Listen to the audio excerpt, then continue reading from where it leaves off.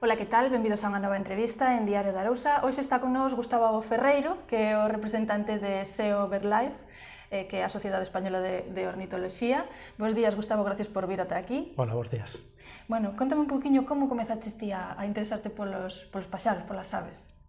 Bueno, a miña afición pola natureza en xeral e polas aves en particular nace pois, de cando era neno, cos típicos programas de Félix Rodríguez de la Fuente que se poñían na televisión e que todos mirábamos ali con gran ilusión, non? Entonces, aí nace un pouco o xermen da miña afición pola natureza e polas aves, e pouco a pouco pois, te vas metendo, te vas facendo cada vez máis, investigando máis e, bueno, profesionalizando xa a túa vida de cara ao mundo das aves.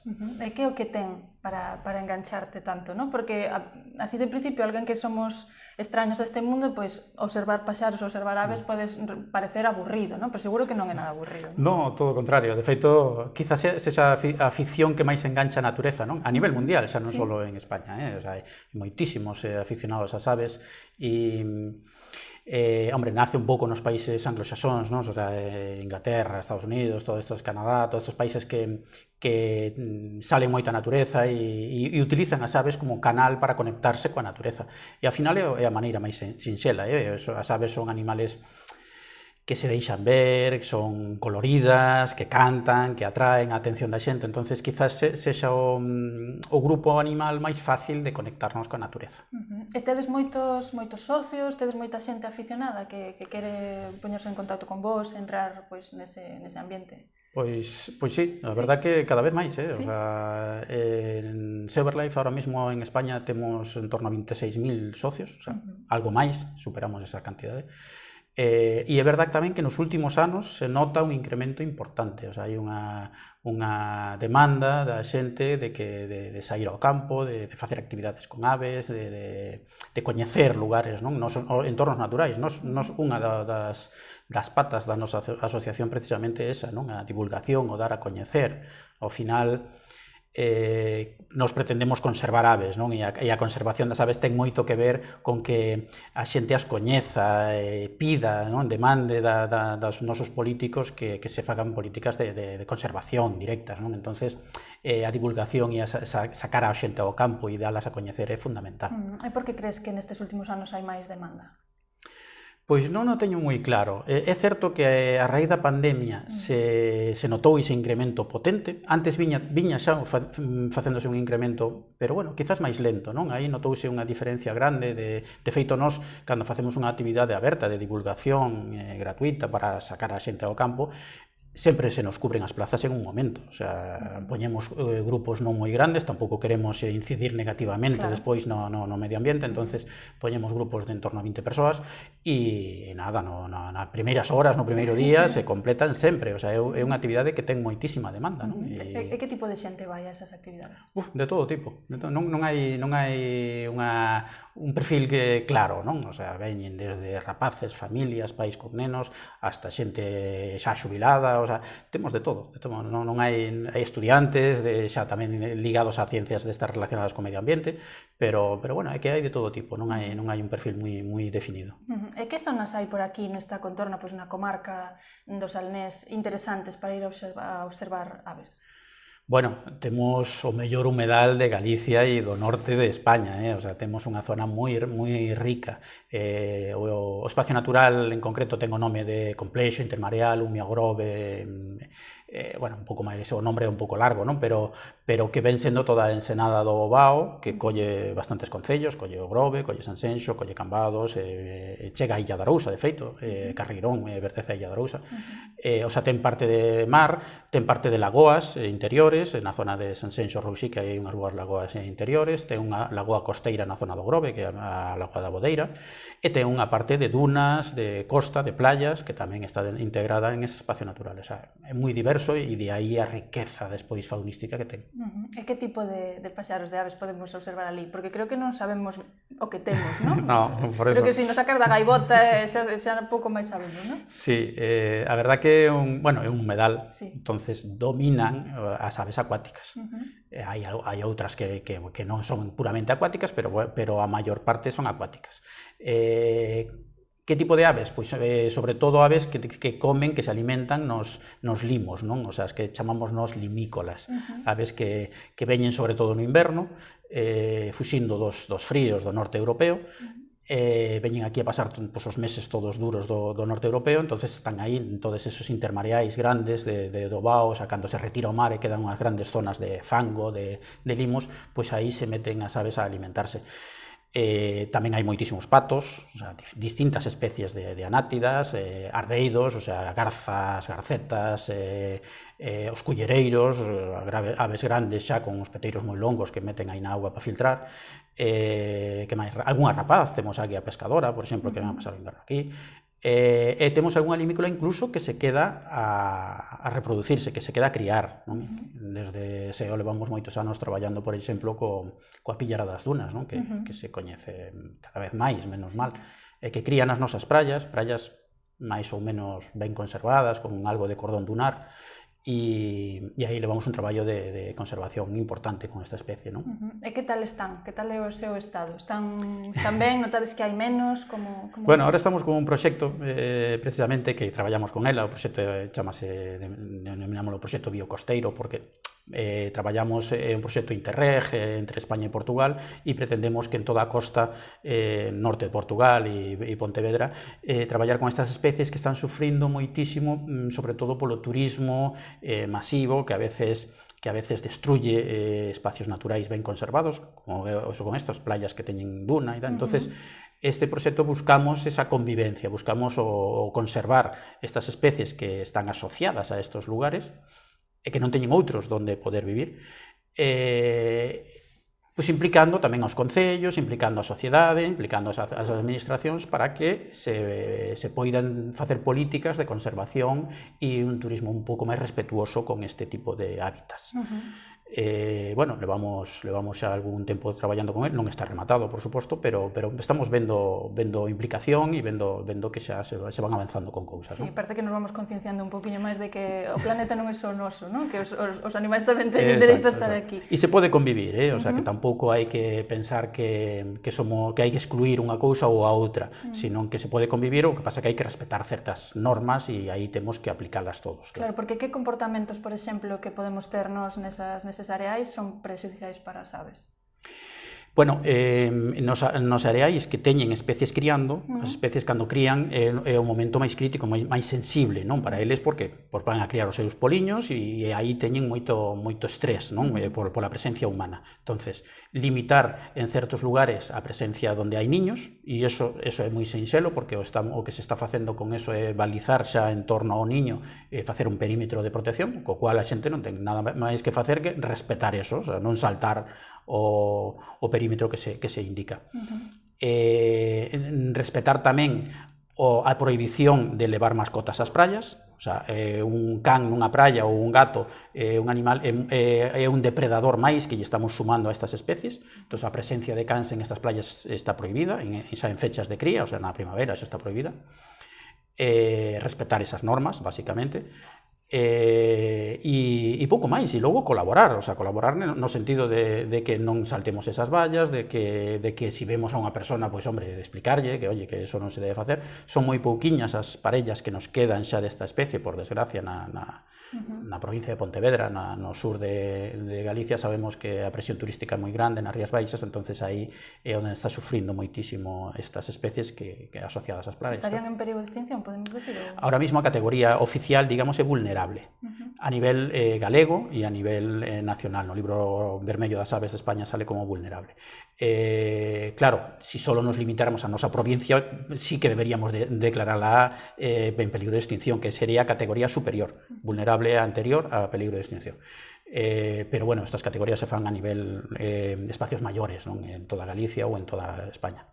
E ti tes algunha especie favorita? Non sei se pode ter algunha favorita.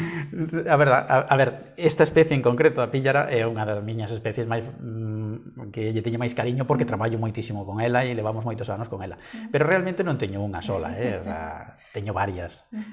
Os cirrios é outra das especies que me entran moitísimo, o sea, os cirrios son en castelán, a xente quizás os recoñece máis por vencejo. Pois é unha ave que temos aquí solo no Brán, ven a criar, é unha ave tremendamente aérea, quizás sea máis especializada no aire, o sea, non se pousa nunca, únicamente se pousa para incubar os seus ovos, o sea, aí un mesiño ao ano, e mentras non crían, poden botar 2-3 anos voando sin pousarse nunca, nunca. O sea, fan toda a súa vida no aire, o sea, son uns artistas do aire, non? O sea, é tremendo. Entonces, é unha ave que me engancha moito, non? E de feito tamén temos programas de conservación de aves urbanas, esta é unha ave máis asociada aos nosos povos, ás nosas cidades, e entonces temos programas de conservación traballando con concellos, con propietarios de edificios, de monumentos onde crían, para tratar de que non se destruyan as súas colonias pois por ignorancia, non? Basicamente por non saber que ali existe. E a veces se fan obras, se tapan buratos e non se sabía nin o que había ali e se perden moitísimas colonias desta especie por culpa deso, non? Entonces, aí tamén facemos unha labor importante a nivel de institucións para dar a coñecer isto. Ahora que me falas de aves urbanas, bueno, bemamente as palomas e as gaviotas, non sei se vos tamén vos ocupades delas, ainda que son máis comuns e hai moitas. Sí, bueno, hai que diferenciar. Non hai moitas, segundo que falemos de gaivotas, por suposto que non hai moitas. Todo o contrario, todo o contrario. Temos un serio problema ahora mesmo coa gaivota patia amarela, que estemos aquí todo o ano, non? A que cría en algúns tellados das casas, das cidades. Bueno, non é unha ave urbana, o sea, quizás eu non metería no outro paquete, inda que se urbanizou nos últimos tempos, é que xa actúan como nós, prácticamente. Achéganse moito ás cidades. Aquí na franxa costeira se nota, despois en outros lados non, pero bueno, non é unha especie que este en aumento, ao revés, levamos un descenso, un declive tremendo desta especie, nos últimos 10 anos baixou a población en un 80% aproximadamente, de feito estáse falando de levar a súa protección, porque nos quedamos sin gaivotas. En Galicia podíamos falar de que a súa colonia máis importante estaba criando nas Illas Atlánticas, entre Sálvora, Ons e Cíes. Falamos de que podía haber censadas en torno a 22.000 parellas e nos últimos datos están dando de en torno a 2.000 parellas. O sea, o descenso é tremendo e moi preocupante. Bueno, aí estáse falando de varias enfermedades que poden estar afectándolle de unha forma moi drástica, pois se fala de un síndrome parético, é un síndrome paralizante que as mata con moita facilidade. Pero bueno, falta investigación, falta despois tratamento, falta ver como se pode actuar para que eso se desaparezca. O feito é que nos estamos quedando sen gaivotas. Por eso que, hombre, nas cidades están resistindo un pouquiño mellor, quizás aquí non se nota tanto nas cidades, sigue habendo máis ou menos o mismo grupo, pero é preocupante, o tema da gaivota, hai que empezar a tomar medidas serias. E aí a administración ten moito que facer. E sobre as palomas, que si, bueno, en moitos sitios parece como que son casi unha plaga, non?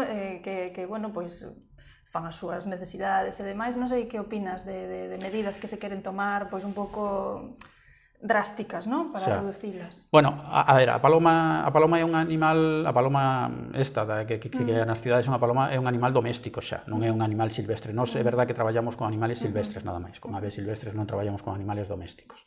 Pero que pasa coas palomas? Bueno, pois que sendo un animal doméstico está criando e vivindo ao noso carón.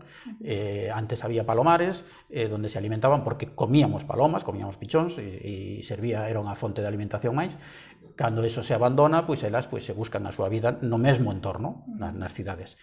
É verdade que en algúns casos está dando que as palomas poden transmitir algunha enfermidade e que poden causar molestias na sociedade. A veces son un pouco exageradas, a sociedade a veces protesta por todo e sin moitas razóns, pero en outros casos é verdade que hai que facer algo. O máis sinxelo, sin poñerse a aplicar medidas exageradas, simplemente limitar a súa alimentación e limitar os seus lugares de aniñamento. É dicir, prohibir que a xente alimente as palomas, eso é o primeiro. E o segundo, bueno, prohibilo e vixialo, porque moitas veces hai un montón de normativas que despois non se cumplen nunca, nin se fan cumplir. E limitar os seus lugares de aniñamento é fundamental, porque se empezamos, o sea, elas van a criar en casas abandonadas, en concos aí que se poida meter, pois simplemente con exixirlle aos donos dos propietarios desas vivendas que lle poñan unhas redes nas ventanas ou nos ocos onde entran as palomas, pois estaremos condicionando moitísimo a súa reproducción e, polo tanto, o seu aumento ou incremento exagerado. E despois outra medida adicional que podía tamén axudar é fomentar a presencia de rapaces que se alimentan de palomas. É dicir, a sociedade nosa sempre se caracterizou por eliminar rapaces, non? Porque sempre se tuvo fobia a rapaces, manía por distintas causas, a veces porque se cazaban, outras veces porque pensábamos que competían coas aves que nos utilizábamos. Entonces se envenenaron moitísimas rapaces e temos unha pouca cantidade de rapaces que son as que manteñen estos equilibrios. Entonces, ahora mismo nos, por exemplo, puxemos en algunhas cidades, en algunhas zonas, niños artificiais para halcón peregrino, que é un depredador de palomas o mellor, non? E iso axuda moito, non as vai a extinguir, pero si vai a facer que o seu número non pase dos límites, non? E quereche preguntar tamén, como curiosidade, que algunha vez me pasou de atopar algún poliño tirado en algún sitio e non saber ben que facer. Eu sempre os collo e levo para casa, pero non sei moi ben que hai que facer cando atopamos un. Bueno, a ver, eso vai depender moitísimo de que tipo de especie sea, non? Pero en términos xerais, un poliño no chan hai que pensar dúas cousas. Primeiro, se é moi pequeno, se caeu do niño e non ten capacidade de voo, ou unha capacidade moi escasa de movimentos, entonces o primeiro é, se é unha ave pequeniña, intentar mirar polo seu redor, porque se caeu do niño estará o niño ali cerca. O mellor que os seus pais non nos vai cuidar nadie. Entonces, intentar recuperalo no seu niño. Normalmente o que se dan son casos de que os polos saltan dos niños cando están facendo prácticas de voo, xa están bastante crecidos, xa empezan a facer pequenos aleteos e entonces en un momento dado sale do niño e se desplaza un pouco do niño por unha rama do lado que pode caer ao chan. En esos casos os pais están cerca seguro e os pais os van a alimentar inda que non este no mismo niño, van a cuidar inda que este un poquinho desplazado. O sea, que facer en esos casos? Volver a subilo a unha rama inda que non este no niño. Se non hai peligro cerca, é dicir, se hai unha carretera e caeu aí os coches van a atropellar, pois non. Se hai gatos cerca e tal, tampouco. Se hai cans cerca, tampouco. Pero se é un entorno máis ou menos natural, deixalo ali, un pouquiño elevado, e listo, non hai máis que facerlle. Agora ben, se ten feridas, se caeu e lle deu un golpe a un coche, ou eso non topamos un sitio onde deixalo, ou non é seguro, o ideal é metelo nunha caixa de cartón, a oscuras, facer un par de buratiños para que respire ben, e chamar ao Centro de Recuperación de Fauna. En Galicia hai un centro por cada provincia que se encarga de cuidar e despois volver a soltar os animales que están feridos. Entonces, chamar a través do 112, nos conectan con el, e vendría un axente de medio ambiente a recollelo e o levaría ao centro, ali hai veterinarios que o tratan de salvar, de cuidar, e despois, unha vez que este recuperado, se volvería a soltar no medio ambiente. Volvendo á asociación, quería que me explicitaras un poquinho máis as actividades todas que facedes, porque incluso facedes tamén nos colexios, divulgación, contame un poquinho. Sí, destos proxectos, como te decía antes, do biocosteiro, nos temos, a conservación a englobamos en facetas moi amplias, como debe ser, penso.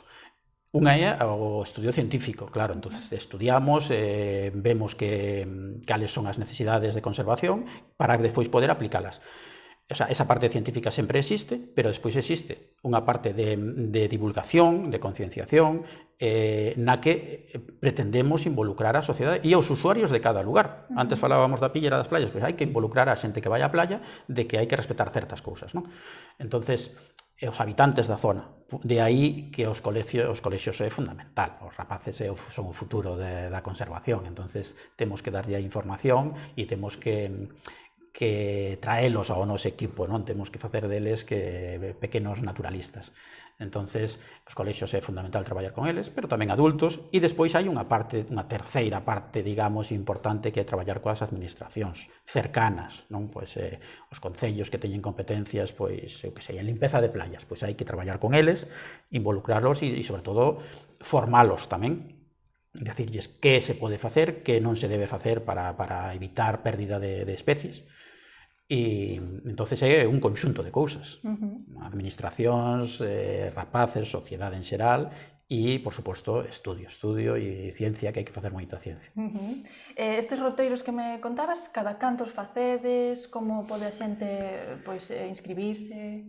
Roteiros nos facemos por distintas vías. Hai pola vía nosa directa de SEO Verlife, do grupo que temos aquí en Galicia, o grupo de SEO Pontevedra.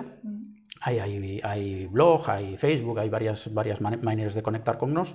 Facemos unha excursión mensual actividade aberta, libre, gratuita para todo o mundo que queira apuntarse.